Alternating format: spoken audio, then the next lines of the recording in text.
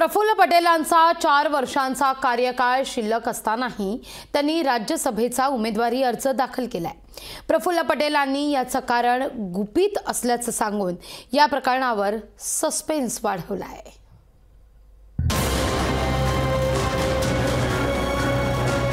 काही गोष्ट गुलदस्त्यातच राहू द्या।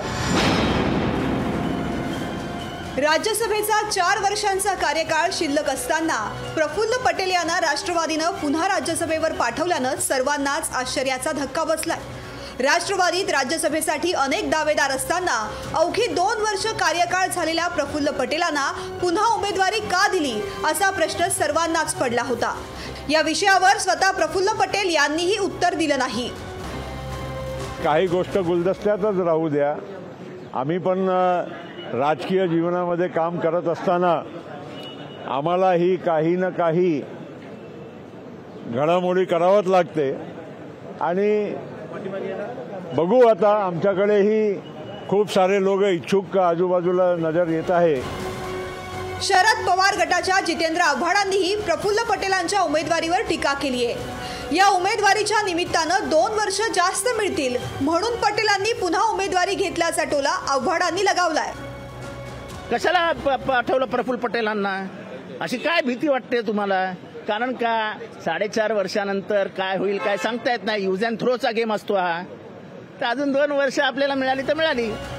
प्रफुल्ल पटेल यांना पुन्हा उमेदवारी देताना राष्ट्रवादीच्या नेत्यांच्या डोक्यात आणखीन काही गणितं आहेत का असा प्रश्नही सर्वांना पडलाय।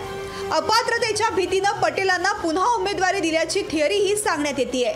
तर दुसऱ्या थिअरीनुसार लवकरच शरद पवार गटातून राष्ट्रवादीत दाखल होणाऱ्या बड्या नेत्यासाठी प्रफुल्ल पटेलांच्या रिक्त जागेवर पोटनिवडणूक लढवायला सांगितलं जाऊ शकतं।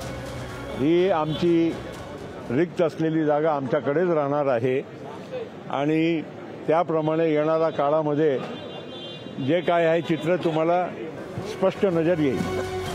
प्रफुल्ल पटेलांचा 4 वर्षांचा कार्यकाळ शिल्लक असताना दिलेली उमेदवारी एका रणनीतीचा भाग असू शकते।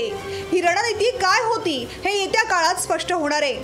निम्म्यापेक्षा जास्त कार्यकाळ शिल्लक असताना प्रफुल्ल पटेलांना मिळालेली उमेदवारी यावेळी महाराष्ट्रात चर्चेचा विषय राहिला आहे।